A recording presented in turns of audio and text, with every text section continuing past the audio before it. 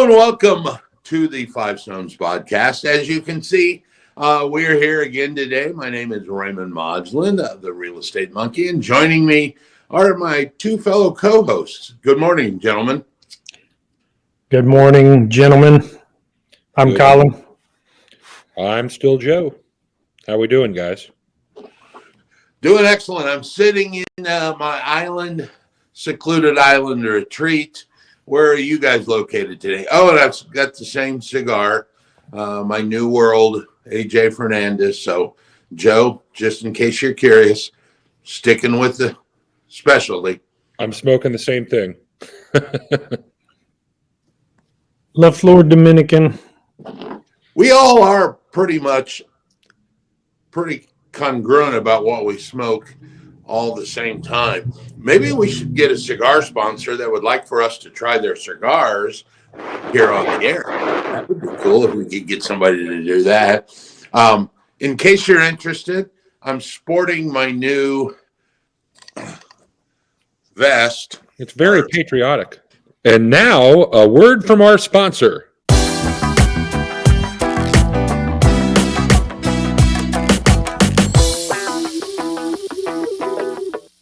Well, welcome back. I was so rudely interrupted. I apologize. Did not realize that would happen. As I was saying, I'm sporting my new hoodie that I picked up at the Trump store in Gatlinburg, Tennessee this last weekend. As you recall, our last video was done live. Joe and I were in Gatlinburg, and I attended the Trump store and picked up this dashing new hoodie. I like it. From the store. It's quite nice. Everybody's talking about it. Bigly. Might be the best sweatshirt ever. I think it is. It's the best hoodie they ever made. Best one ever. By far. All right. So, Joe, you've got some interesting news I to do. kind of catch up or follow up on some of the stuff we have been talking about in the past, specifically dealing with the NAR's lawsuit. Yes. Of a couple of states, and we're not going to rehash all of that. But, Joe? About 6 days ago, the great state of Utah got its first lawsuit filed. It is once again filing against the NAR, but with about 6 or 7 additional brokerages. Now, what's interesting about this one is the look back is only 4 years. So, I mean, it's still going to be a lot of money, but it's 4 years, and it's not quite as indefinite as some of the others. So it's only going to be $20 million or $20 billion or whatever. Yeah. But, I mean, it's going right back to what I said when we were doing our prognostication for 2024, that we were going to see a lot more lawsuits coming. I mean, this isn't the only one that's happened in 2024. This is just the newest one. Right. They're all starting to crop up. And if you're new and just joining us, and maybe we should just kind of quickly recap that lawsuit deals with the buyer side of the commission and price fixing and that kind of allegation on a federal level, which was originally filed in Missouri. And then there's how many, Joe? What do you think? 9 or 10 that have been filed again. There's Illinois, South Carolina. I think we're actually looking at about a dozen at this point. Yeah. I know, well, I wouldn't stake my life on it, but I'm pretty certain that Indiana has not filed yet. At least it hasn't gone public if they have. That's what I'm saying. I don't know. It could be filed right now. Somebody could be filing it. But as of the filming of this, it has not publicly been declared by Indiana yet. Not saying that it won't, just saying it's not right now. Yeah. I would assume that there's going to be a lot of states that are kind of waiting to see where some pan out. And if they see a path towards victory one way or the other, that is when you will see more crop up, because they'll be able to say, oh, look, it happened here, so it should work here. And so I would bet Q2, Q3, we're going to see quite a few more filed. This could be a career making thing for the attorney that gets out ahead of it in a state. You know what I mean? Whomsoever is the first one will probably get others to join their effort. Ironically, the funny thing is, and I just lost my whole train of thought. Choo choo. Was it an attorney thought? That train just left the station. Did it involve getting in the wrong truck? Yeah. What happens when you hit the big 6-0, I guess. Tend to lose things. Ironically, that Zillow, who was their stock price has been kind of tied to this, has taken some hits and then come back and then taken some hits. But Joe, you were just reading an article produced by Zillow that was saying what? They actually beat their revenue projections. They just, I think, talked about it a couple of days ago in a stockholder meeting. They still beat revenue, even though they posted a net loss for the last quarter. So it was they came in higher than they expected, even though they were still expecting a loss and had one. I think I'm going to look that up and investigate how they make money besides selling leads. I'm very curious if they have other streams of revenue like most technology companies do.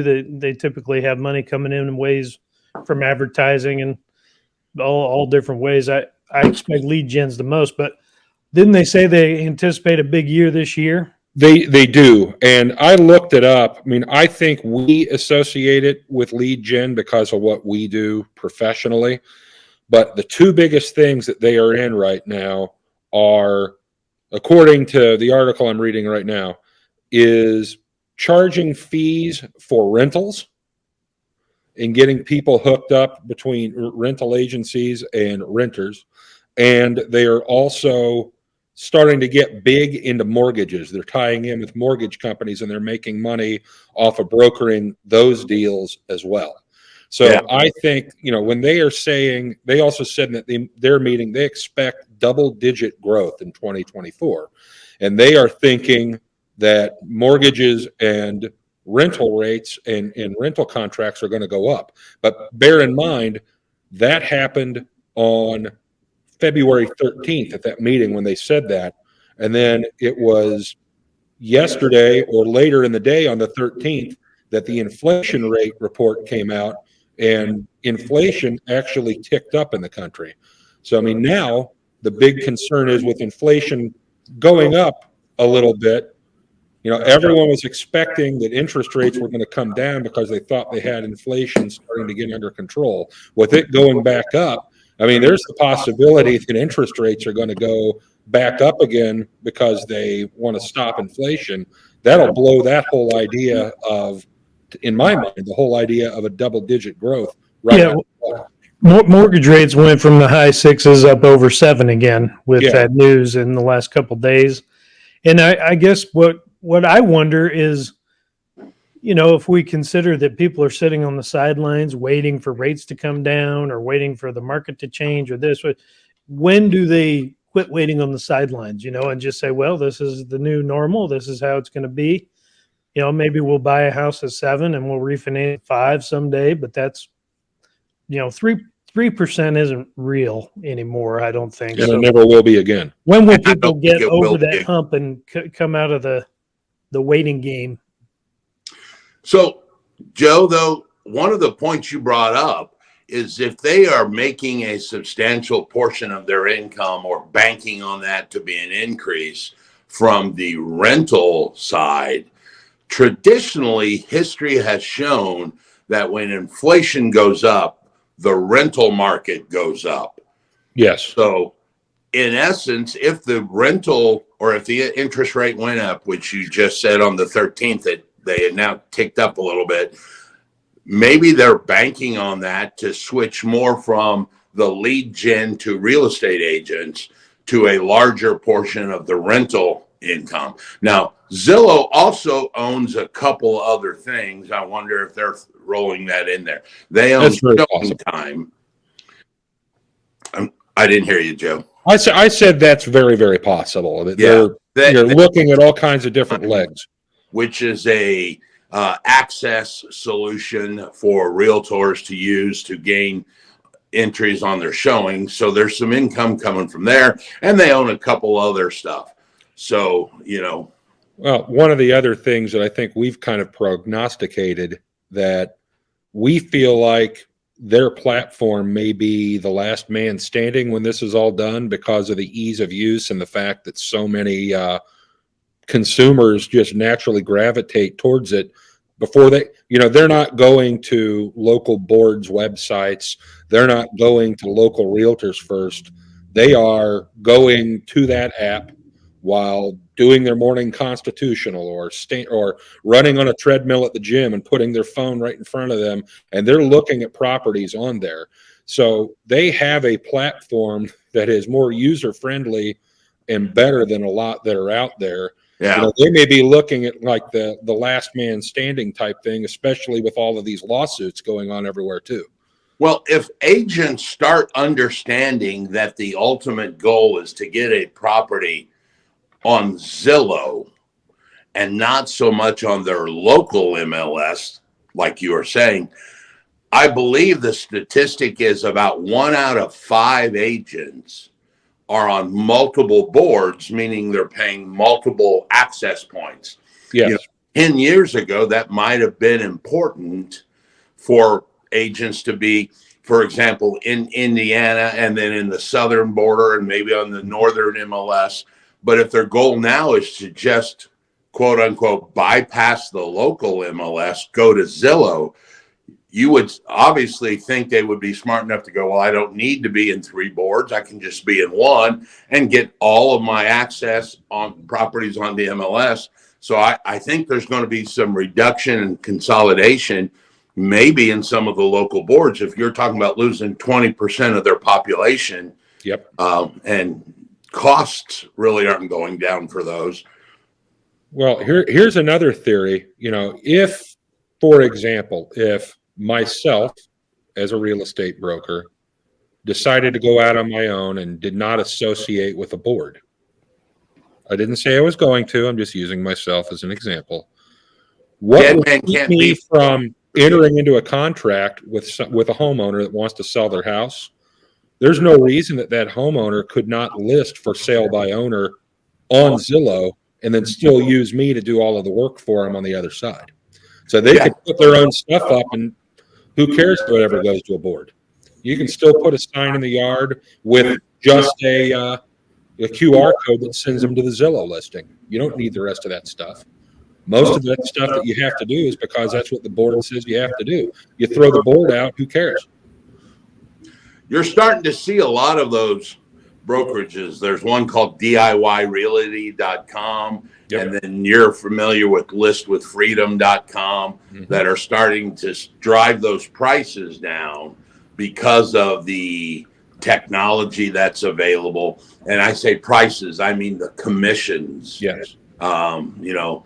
Driving the commission that a realtor charges, because now technology allows them to do things much simpler and quicker and a lot less personnel involved. I remember the old days when you used to have to drive to the listing agent just to get the key to open the door and take your client. And I'm not going to bore you guys with all that, but now you can do e-sign and sign all the contracts without even leaving your office and get it done in 10 minutes when it used to take you half a day or longer just to collect signatures. Well, the reality is, if there's, a good chain of title on the house, it is very theoretically possible within 30 days you can list your house, sell your house, close with the title company, get a mortgage, buy the other house, and never physically be anywhere other than sitting in a coffee house if you want to, or your car.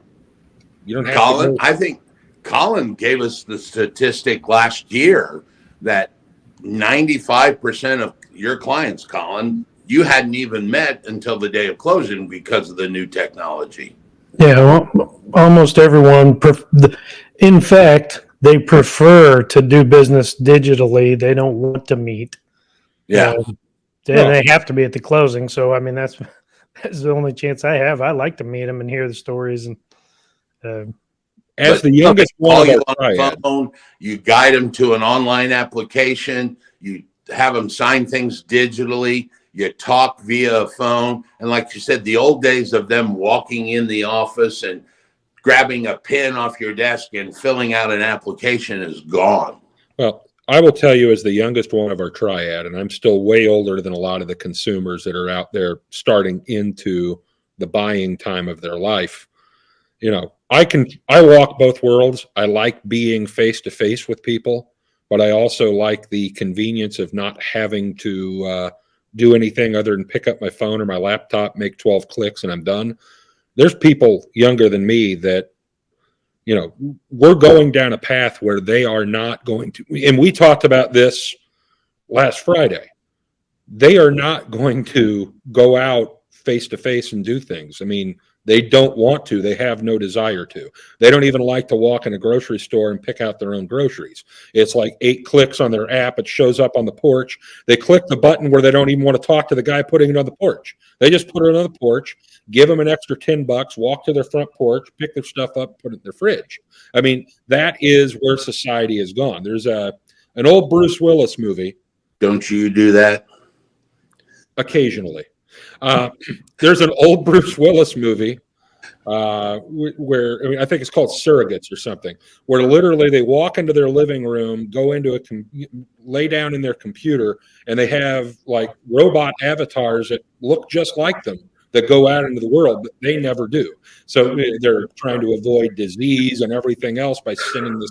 I mean, as far-fetched as that seemed, we're really not that far away from it. People just don't go out unless they have to. I've seen people recently wearing those goggles, the Apple goggles and the Facebook goggles, and they're trying. Oh, I'm going to live this way for 3 months, and they just wear them all around, and look like a space cadet sitting in TV interviews. How's it going wearing the goggles? Well, it takes some getting used to. Yeah. Well, so anyway, we've kind of drifted away from the point of the Utah lawsuit and the copycats and interest rates driving up. Colin, if you had to guess, and we're going to put you on the spot, but not obviously hold you to it, what do you think you're looking at is probably going to be a max? You mean a max what, as far as interest rates? Do you think we'll clear double digits? Do you think it'll ever get to 10 again?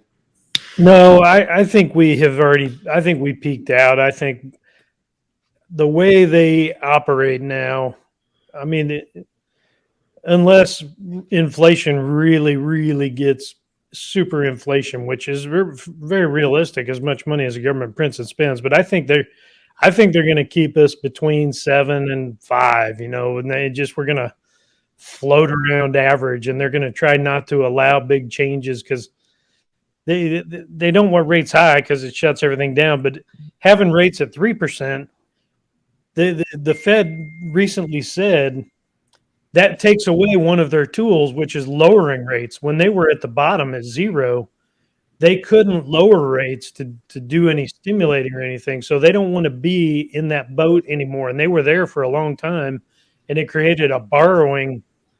The economy was basically run on credit for 10 years at 0 interest rates. So they don't want a situation like that where one of their tools is taken away. So Powell said that they don't like that situation. So I think they'll keep us around 5 to 7, and maybe 1 year to the next it'll go up and down. But I don't think we'll see those big fluctuations like we used to see. I think barring crazy political situations, which is very possible, or some kind of debt crisis. Well, the other thing, and to switch gears, that the three of us, have been saying and stated 18 months ago was the commercial credit and the commercial real estate. We said this back in January and February of 23, that we thought the summer of 24 was going to be the meltdown for the commercial market. And you can already see the ramp. They've been talking about it for the last couple months, And we personally know a lot of guys that were in the commercial world that have taken a big hit in valuation. And I think if you've got cash, there's going to be some commercial deals that are available. And I don't recall if we mentioned it, but we have Regions Bank right here in Indiana that just defaulted on a $73 million loan. Yep. For their big tower downtown. I saw in the news yesterday that they just came out. Yellen already expressed that she's watching it and she's concerned. Now, if she's concerned, frankly, probably already too late. But the data that came out was that they had underestimated the number of commercial loans coming due. I don't remember if it was in the first quarter or the next quarter, but they estimated 600 billion prior, and it's now going to be 900 billion coming due. And the valuations of the properties are coming in about 40% low, the business valuations and the property valuations. So they're having to come up with cash to be able to keep these loans going. The businesses are having to come up with big amounts of cash to keep these loans at the percentage of LTV that the lenders want to keep. Yeah, that yield spread and that. I personally in 2008 knew a guy whose LTV crept up because the value dropped, and they actually called loans due, and he had to surrender like 14 lots to bring down his loan amount to maintain that LTV that the bank required. So I've seen this personally firsthand with a friend of mine, and you guys know who they are here in town. So we're going to see, and I guess I'm confused is how do you underestimate the number of loans coming due? I can tell you exactly what they've done. Term dates on them. This is very easy. Yeah. When you look at New York and you look at California, okay, probably the two largest commercial real estate markets in the world, definitely in our country, and you see people running away from those states because of policies. There's not only do you have people not physically going back to work in those buildings, you have people that are not physically in the state anymore. They're leaving because they don't want to be there. So they're getting crushed two different ways. I mean, traditional commercial real estate is dead. And I hate to put it that boldly and that bluntly, but that is reality. It is dead. It's going to take, it's all going to have to change for it to move on into a different realm that we haven't even seen yet. But I'm telling you, in those two states, people are just leaving. They're not there anymore. So there isn't any way to recoup it. I mean, Bezos just left the state he was in, and did he move to Florida or did he move to Texas? We moved to one of the two where he has no state income tax anymore. So he left specifically for that reason. I mean, you can't tell me that that's not being cooked into the commercial numbers, and that's why it's quote, creeping up on Yellen a little bit because, I didn't expect people to run away from states where they're not allowed to do anything, and we shut everything down and tell them how wrong they are and let people run the streets and steal things without doing anything to them. I mean, it's what happens. So I think the answer is that they lie. I think that they lie to create a perception that everything's okay. And the government does this with all their data. They lie and the market reacts, and then later they come back with the adjusted number. So I think that probably banks and the Fed have been telling us one thing when it's actually far worse, and they do things for political reasons. So that's my take on why that was underestimated, because it seems like it should be on a spreadsheet and they should know pretty accurately what that number is. That's what I'm saying. How did they underestimate? Well, they did it to make the first statement feel better. But Joe, to your point, I heard this as a rumor, so I'm not corroborating it, and I halfway trust the source that Bezos did leave California to go to Florida, and supposedly that's going to be about an $800 million tax income that California won't have now. And you think they would notice that kind of money. That's a large amount of money they just lost with that one guy and his company, to the tune of about $800 million. Now, I'm not verifying that. That's just the rumor that I heard. So, well, gentlemen, we've come to our time. I'm going to give you a minute. Is there any last thoughts, Colin, that you like to make before we get off here? No, I think this, we should follow the Zillow news and try to investigate why they think they're going to double, because they're either betting on real estate market utilizing them more, or their particular revenue sources increasing. So I'm very curious about that. We did business with them for a while, and I know that they pivot without really much. They pivot very quickly, and I think they're a good company, even though everybody has their feeling about buying leads and whatnot in our industry. But I think they have been a good company, and if they're making a pivot, we should pay attention. Yeah. Joe? I think things are going to change. I mean, and we're seeing the change. But remember that not always is change a negative. There are things that are going to be good that come out of this. And if you're willing to stay on top of things and continue to look at things, there's always going to be a way to make a good living in any environment, as long as you're willing to pivot and make changes, just like Zillow's doing. All right, gentlemen, I thank you very much. And for you guys out there, we constantly post shorts. Joe is taking care of us with some shorts. If you see those, like them. And down here on our page, go ahead and push the bell and the subscribe button.